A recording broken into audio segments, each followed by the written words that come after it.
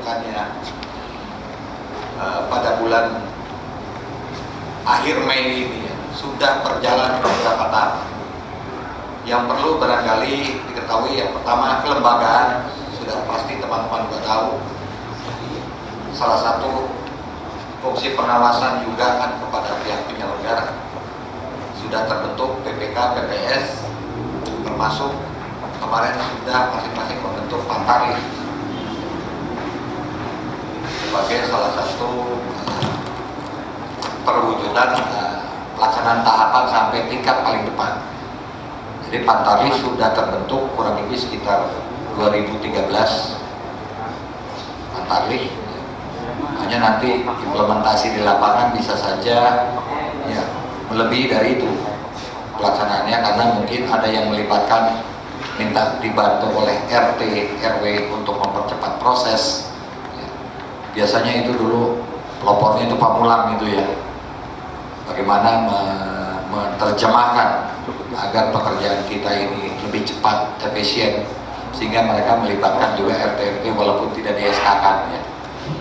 Itu satu yang saya bilang kebijakan setelah kita hasil koordinasi.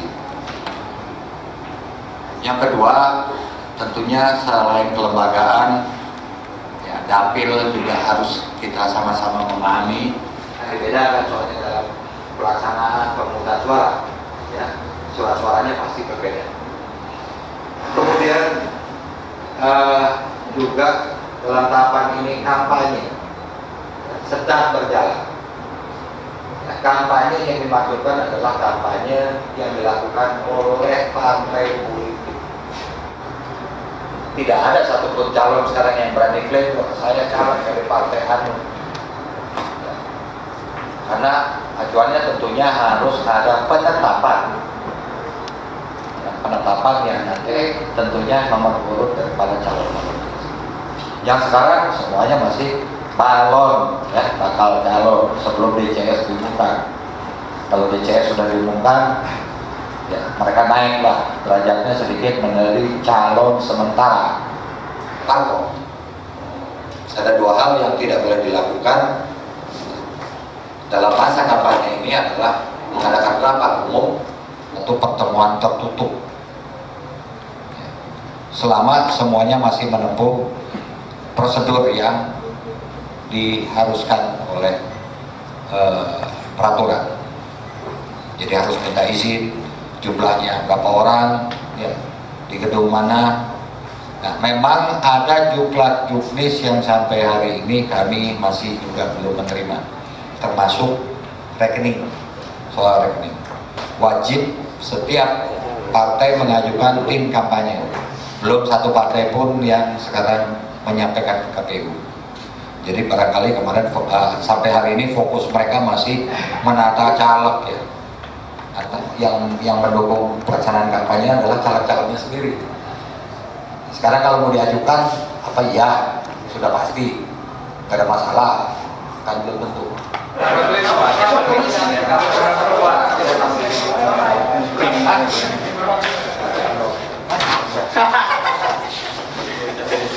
Apa ya?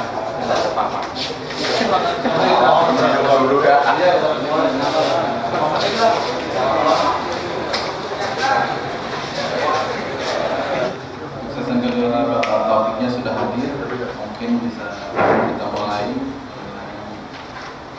penguatan kapasitas dan integritas pengawas pemilu, tata taksir dan mekanisme pengawasan pemilu. Acara untuk waktu dan Bismillahirrahmanirrahim. Assalamualaikum warahmatullahi wabarakatuh. Selamat siang dan salam sejahtera buat kita semuanya. Alhamdulillah bersama-sama. Kalau lelah, taruh dulu buku-bukunya. Berdiri kita. Oke, ya kan? Iya, bikin santai aja relax. Ya kan? Oke. Oke, cukup menghadap ke kiri. Perhatian.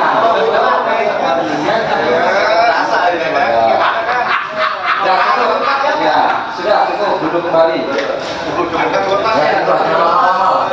Yang penting kita agak fresh sedikit. Oke, bapak-bapak sekalian, rekan-rekan dari Panitia Pengawas Pemilu tingkat kecamatan sekota Tangerang Selatan. Saya perkenalkan, nama saya Muhammad Taufik MZ. Saya diamanahkan untuk di Divisi Pengawasan dan Humas Panwaslu Tangsel. Jadi nanti kalau di kecamatan Anda masing-masing, kemudian dibentuk sebuah struktur kepengurusan yang kebetulan di pengawasan dan humas, maka sering koordinasi dengan saya, rakor-rakornya juga dengan saya. Analisiskan dalam diri kita gitu ya. Tadi disampaikan oleh Pak Pramono Ubed Tantowi, luar biasa memberikan sebuah landasan kita. Secara filosofis itulah sesungguhnya tugas panitia pengawas, baik tingkat kota maupun sampai di tingkat kecamatan. Bawaslu dan spirit kita adalah dari Bawaslu kita selamatkan pemilu Indonesia. Nah, gitu Pak. Coba ingat nggak, dari Bawaslu kita selamatkan pemilu Indonesia. Jadi nanti kalau saya ngomong pengawas pemilu, selamatkan pemilu Indonesia, gitu sambil mengepal. Iya, biar semangat. Karena memang modal kita semangat Pak. Setuju ya? Setuju. Baik, kita tes. Pengawas pemilu. Aduh, kok semangat. Selamatkan pemilu Indonesia. Cuma 3 kalimat, selamatkan pemilu Indonesia. Gitu loh Pak. Oke? Pengawas pemilu. Oke, tepuk tangan dong untuk Anda sekalian. Baik, Bapak Ibu sekalian, silakan Pak, kita mulai. Kebetulan dalam kesempatan ini saya diberikan amanah oleh teman-teman dari Panwaslu Kota Tangsel untuk menyampaikan tentang penguatan kapasitas. Proses waktu kemarin kami harus ada di KPU, jadi yang di copy sementara punya nanti yang sesi berikutnya. Jadi yang pertama yang harus kita pahami bersama-sama Bapak Ibu sekalian, Bapak-bapak ya, Bapak-bapak, ini yang dimaksudkan di dalam sebuah proses Anda di Panwascam, proses kami masuk di Panwaslu Kota Tangsel. Ada sebuah tes tertulis, ada wawancara dan sekaligus fit proper test ini Pak. Bagaimana kita semua untuk memiliki personal dan interpersonal skill. Itu.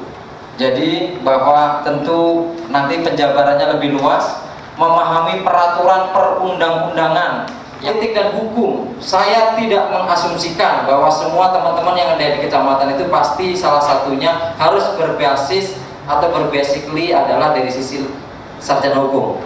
Tetapi di teman-teman Tangsel pun tidak ada satupun yang sarjana hukum. Saya sarjana agama, Pak Engel sarjana ekonomi, Pak Sabril sarjana sosial.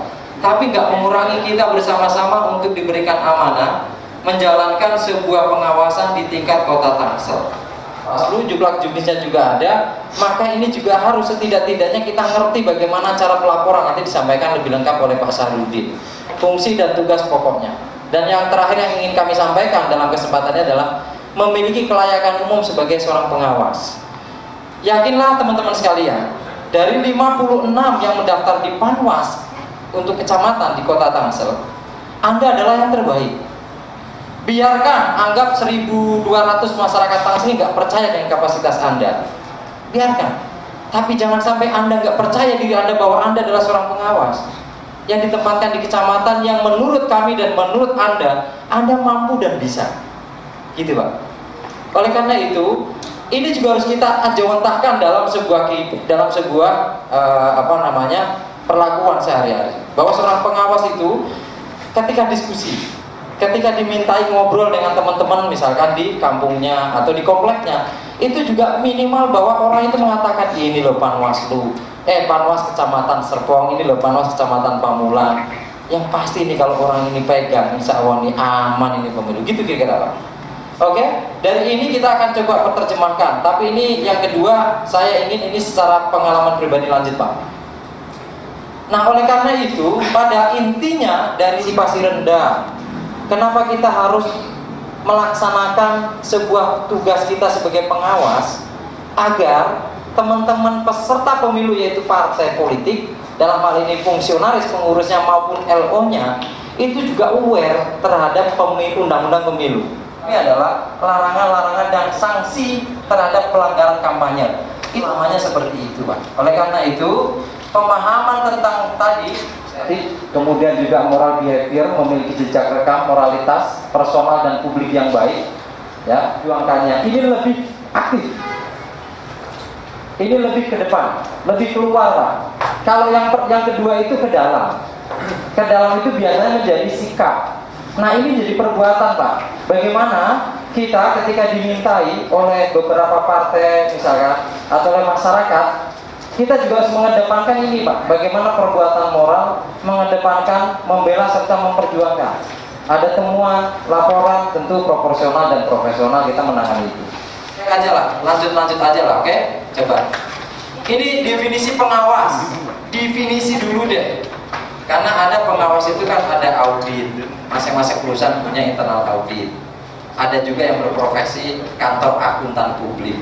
Nah, kita nggak seperti mereka. Tapi ini loh definisi daripada pengawasan pemilu itu adalah pengawasan pemilu adalah kegiatan mengamati.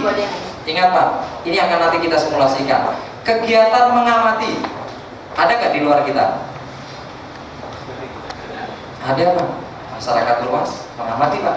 Kalau terlembaga menjadi lembaga pemantau, ya kan? Maka ada JPPR, ada forum rektor, ada macam-macam nanti yang didaftarkan ke KPU dan disahkan oleh KPU menjadi lembaga pemantau. Kalau kita cuma mengamati, apa bedanya kita dengan mereka? Gitu Pak. Setuju ya? Pengawas pemilu? Kurang kompak. Pengawas pemilu? Gitu dong. Selamatkan pemilu Indonesia, ikhlas gak ikhlas dijawab gitu ya. Selamatkan pemilu Indonesia, gitu nggak apa-apa. Jadi teman-teman sekalian mengamati. Berikutnya mengkaji Pak. Tatanan mengkaji, ada nggak yang mengkaji selain kita?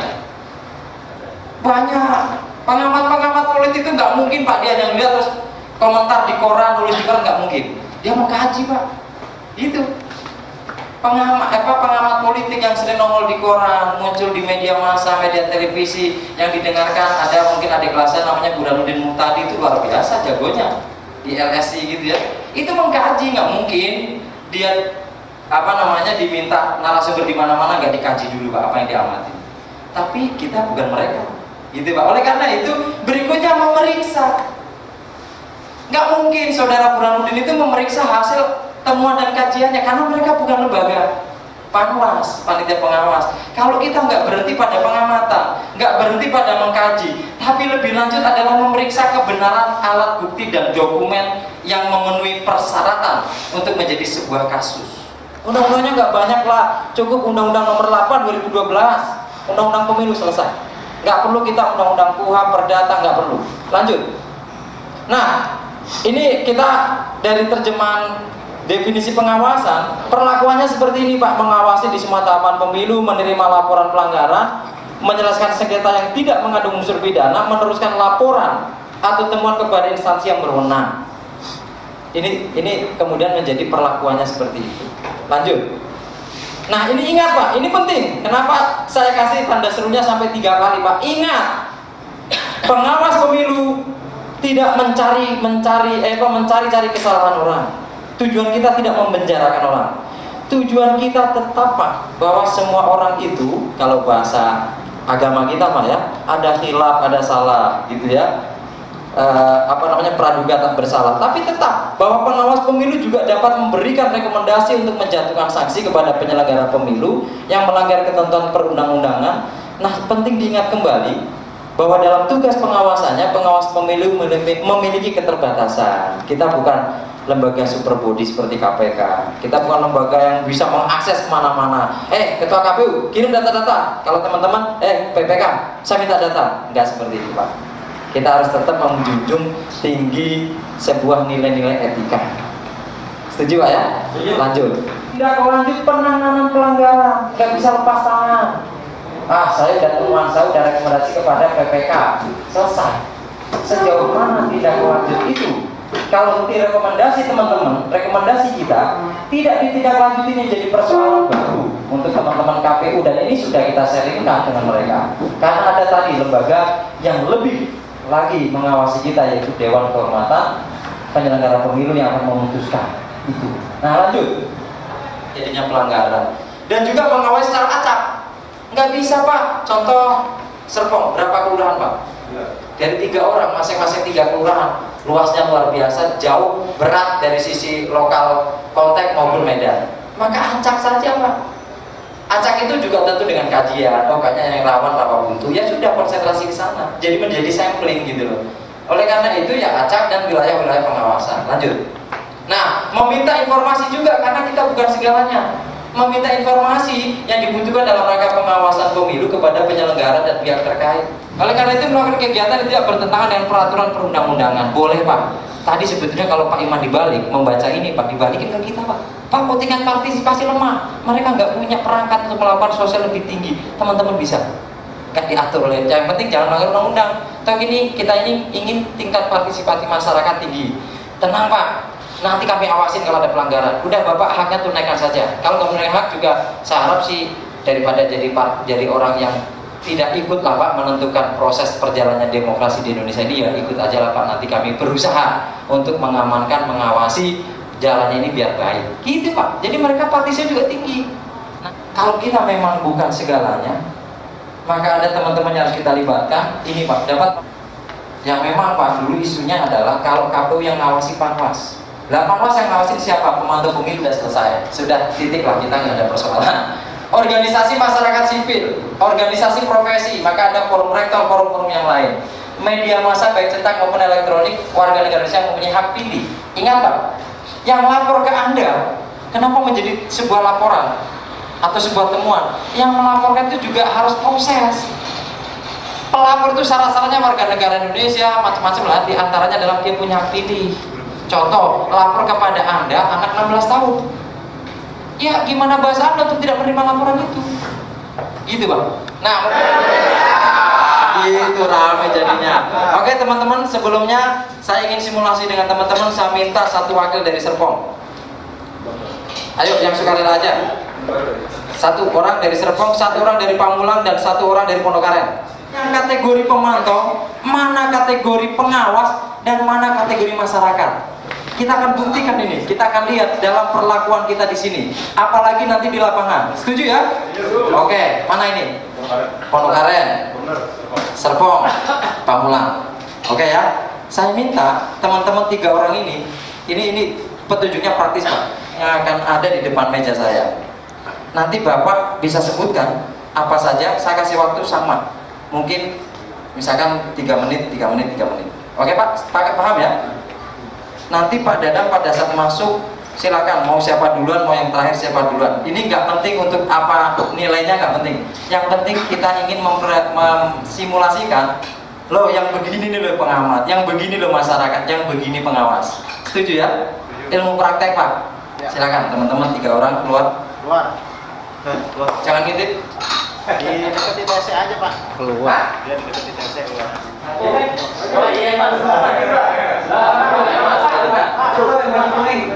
Bukan pemilu Indonesia. Oke, silakan masuk satu aja. Satu dulu siapa? Pak Dadang boleh silakan. Oke, semua diam ya. Sebelum nanti ngopi, kalau yang bicara satu kata pun tidak boleh ngopi. Ini sanksinya jelas. Pak Dadang dari situ Pak. Oke, hop dari situ Pak ya. Oke Pak. Lihat mata saya Pak. Apa untuk mengingat-ingat apa yang Bapak lihat? Setuju ya? Paham ya? Dari situ Pak. Gak usah maju-maju, gak usah pakai monitor, gak usah pakai.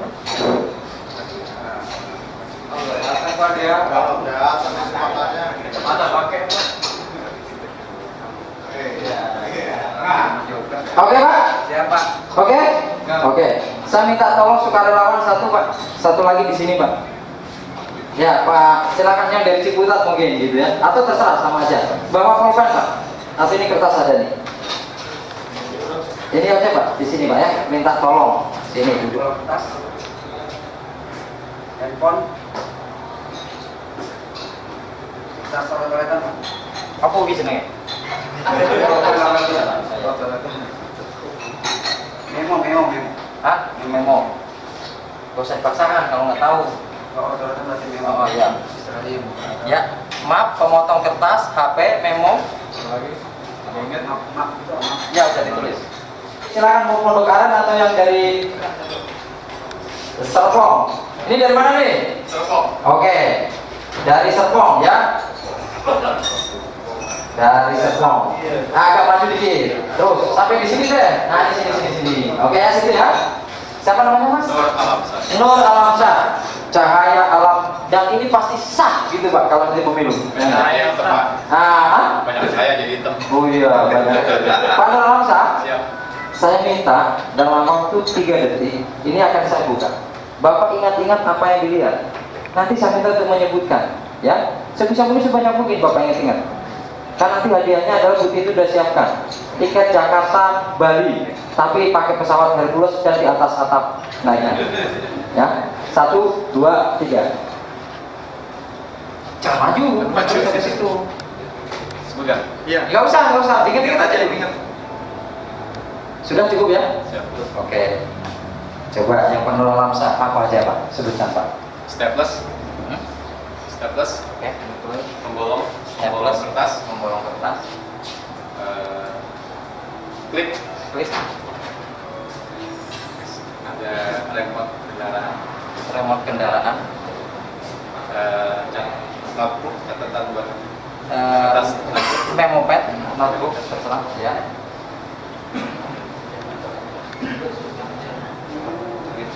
Hijau. Sementara itu ya, ada berapa Pak? Ada 5. 5 tepuk tangan untuk Pak Nur Alamsyah. Naik satu silakan dulu Pak. Yang terakhir. Silakan. Siapa tadi dari Pondok Karet? Yuk Mas Teguh, silakan Pak Teguh. Kita sambut, inilah Panwaslu dari Panwascam dari Kecamatan Pondok Karet dengan nomor punggung 26, Bapak Teguh. Mas, saya minta Anda ambil pulpen dulu Mas, sama buku. Punya sama, tidak yang berbeda. Kira-kira 3 menitan. Anda silahkan, gitu ya. Ingat-ingat apa yang ada di sini. Nanti begitu saya tutup lagi, sama harus bisa menyebutkan sebanyak mungkin, gitu ya. Siap? Ada pertanyaan? Ya terserah, bagaimana cara Anda? Paham? Paham ya? Silakan.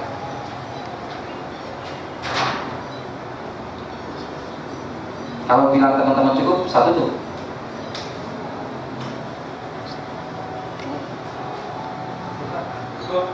Cukup ya? Oke.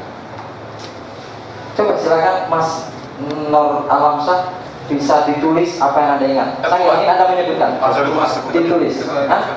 Oh Mas Teguh ya Mas Teguh. Tadi yang Anda lihat itu ditulis. Iya, sebut Bang. Tulis saja tulis. Atau sebut boleh deh, sebut boleh. Oke ya. Mungkin nulisnya berat. Staples. Kunci mobil. Dompet mobil. Pulpen. Pulpen boxy. Flash disk. Terus apa sih? Oh, pembawa kertas. Apalagi? Sama kertas Memo pad. Oke. Ya, gitu. Baru itu. Coba berapa Mas? Anu berapa Pak? Ada 7. Ada 7. Tepuk tangan untuk Pak Teguh. Luar biasa ya. Naik banyak. Silakan duduk. Kita hitung bersama-sama. Pak Dadang nyebut 4. Kemudian Pak Nur Alamsyah nyebut 5, naik 1. Yang ini 7, naik ada 2. Kita hitung sama-sama. 1, 2, 3, 4, 5, 6, 7, 8. Kalau dengan ini 9 lah ya. Oke. Siapa yang bisa bantu saya untuk menerangkan dari peristiwa tadi? Nah, Nama saya Edison dari Ciputat Timur. dari Ciputat Timur. Panwas Ciputat Timur. Tepuk tangan dong untuk Pak Edison. Ya, gimana Pak Edison? Menurut pengamatan saya dari 3 peserta tadi, mulai dari radius yang cukup jauh, kemudian menengah, kemudian yang berdekat. Ternyata untuk mengamati sesuatu yang lebih baik dan lebih teliti lagi, kita harus lebih dekat pada sumber yang diamati. Itu pendapat saya seperti itu. Jadi kita sebagai pengamat, pengawas, ini dalam sebagai pengamat juga harus lebih dekat pada sumber yang kita amati. Bukan dari jarak jauh, karena dari jauh masih banyak godaan kiri kanan. Ya. Dari sisi jarak sebuah lokus ya, lokus pada sebuah peristiwa atau lapor atau peristiwa lah ya. Itu kalau Panwas harus dekat, sehingga pada dekat bukan peristiwa tapi dekat pada sumbernya, gitu ya maksudnya ya. Yang lain. Oke. Mic-nya dikelilingin aja, jadi nggak capek. Oke. Cek. Ya. Yang pertama sama persepsinya. Yang kedua, ketika kita melihat suatu kejadian, tidak hanya melihat dan mencermati, tapi juga ada tertulis, artinya mendokumentasikan. Tidak hanya diingat, dihafal dan dilihat dan bukan katanya. Harus kita tulis dalam bentuk apapun, dokumentasi atau lain sebagainya, karena khawatir daya ingat kita terbatas. Mungkin Oke, ini ditambah lagi, prinsipnya sama dengan Pak Edison, ditambah kalau seorang pengawas itu harus mendokumentasikan, harus menulis peristiwa apapun. Oke, tepuk tangan dulu dong untuk Pak Aan dari Ciputat ya? Oh, saya tuh. Oh, silakan Pak. Nanti nilai 40-nya diambil siapa dong? Oke, ada yang lain? Cukup ya? Oke Pak, mari sama-sama kita simpulkan. Gambarannya adalah Bapak tidak boleh seperti masyarakat adanya. Masyarakat pada umumnya, boleh masyarakat juga melihat proses pemilu ya? Boleh. Akses ke KPU, ke Panwas, boleh Pak. Oleh karena itu, banyak persepsi yang muncul di masyarakat. Karena tadi Pak jauh Pak lihat peristiwa, padahal ada hal barang bukti barangkali 8, dia cuma tahu 4. Iya Pak, katanya ini, katanya itu. Saya dan teman-teman Panwaslu Kota Tangsel, mari bangun bersama-sama dengan teman-teman Panwasam, kita tidak menjadi masyarakat awam. Itu ya Pak ya. Sehingga Pak ketika melihat sesuatu itu pasti masih persepsi. Gitu ya. Persepsi dan tidak ada kajian. Udah sebut aja tek. Ini bukan berarti Pak Dadang itu kan tadi Pak Dadang menokohkan lah dirinya sebagai masyarakat biasa, bukan Pak Dadang sebagai Panwasam gitu ya. Yang kedua adalah pemantau. Pemantau itu Pak semakin dekat, karena pemantau pasti di TPS, pasti akses ke KPU, pasti akses ke Panwas. Pemantau itu datang Pak lebih dekat, maka wajar kalau pemantau itu lebih banyak menemukan daripada masyarakat awam, karena dia lebih dekat. Contohnya pada saat TPS pun dia boleh Pak, ya enggak, pemantau dari mana gitu ya, sehingga dia tahu prosesnya. Tapi sekali lagi, pemantau itu juga jangan sampai apa yang dilakukan pemantau kita juga sama dengan mereka. Apa kelebihan Panwas? Maka kenapa ketika itu yang terakhir, yang Pak Teguh, saya minta ambil pulpenmu, ambil bukumu. Pengawas Pak dimanapun itu harus punya tools, punya alat. Alatnya bisa tulisan. Jadi jangan sampai ketika di sebuah peristiwa Anda jalan-jalan punya ada laporan masyarakat atau temuan, udah saya ingat aja. Apapun Pak, ditulis peristiwanya, tanggalnya di mana dan sebagainya. Maka sebetulnya tadi pelajarannya, mestinya Pak ketika diberi kesempatan begini, itu pengawas tidak hanya menyebutkan jenisnya Pak, lengkap, kunci, Toyota, itu Pak, itu pengawas baru. Itu Pak. Contoh, kalau mungkin misalkan apa namanya ini, hektar. Kalau perlu gini Pak, pembolong kertas mereknya Joyko. Mungkin alat perekam, catatan, apapun yang kita temukan, apapun laporan masyarakat, sedetil mungkin Pak. Kan saya kasih kesempatan, silakan tulis sedetil mungkin. Maka janganlah kita seperti pemantau atau masyarakat awam. Dekati peristiwa, dekati sumber dari informasi itu, catat dan kemudian menjadi bahan kajian sedetil mungkin dan sebaik mungkin, karena ini menjadi arsip tindak lanjut daripada pelaporan. Tadi sudah tepat, gantungan kunci atau remote sudah detil, gantungan remote mobil, dompet misalkan. Apalagi kalau sampai Panwas bisa menuliskan itu kunci plus remote-nya, ada dompetnya, mungkin dalamnya STNK, saya nggak tahu nama STNK-nya karena tertutup, tapi saya yakinkan itu adalah mobil Toyota. Kalau perlu Avanza, karena kan kalau Innova mungkin beda. Gitu Pak pengawas pemilu. Tepuk tangan dong untuk Anda sekalian. Demikian teman-teman sekalian, mudah-mudahan bisa memberikan pembekalan kita dan kita bisa diskusi lebih jauh, lebih panjang lagi. Selamat menjalankan tugas dan amanah kita bersama-sama dalam satu lembaga. Insya Allah kita juga akan sering diskusi lebih panjang lagi dalam rakor-rakor dan juga dalam hal apapun. Terima kasih atas perhatiannya. Mohon maaf atas segala khilafan dan kekurangan. Wassalamualaikum warahmatullahi wabarakatuh.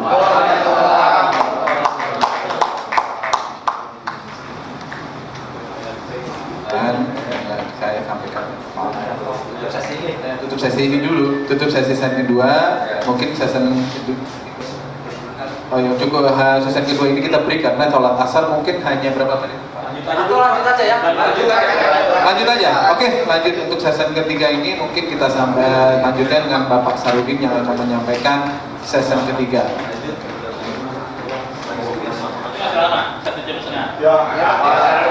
Lalu maaf sebelum dimulai itu saran nggak sih undang-undang? wabarakatuh. Saya tidak banyak. Nanti ini dikasih slide-nya Bapak. Nanti direspon dengan teman-teman. Banyak hal yang perlu didiskusikan karena kaitannya dengan action di lapangan, penindaklanjut pelanggaran, ya harus lengkap. Oke, dasar dokumen ini sama divisi SDM, organisasi dan hubungan antar lembaga.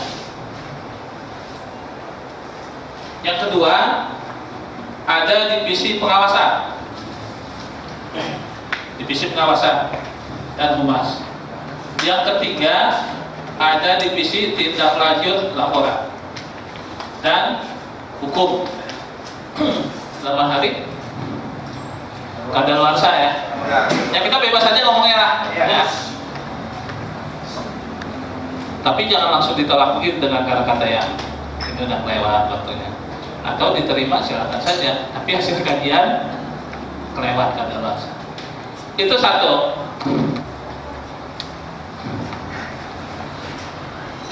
Kalau pelanggaran kode etik, ini kemarin pernah kita sampaikan adalah ke DKPP, administrasi ke KPU, tindak pidana ini bisa kepolisian, kejaksaan, dan pengadilan ujungnya.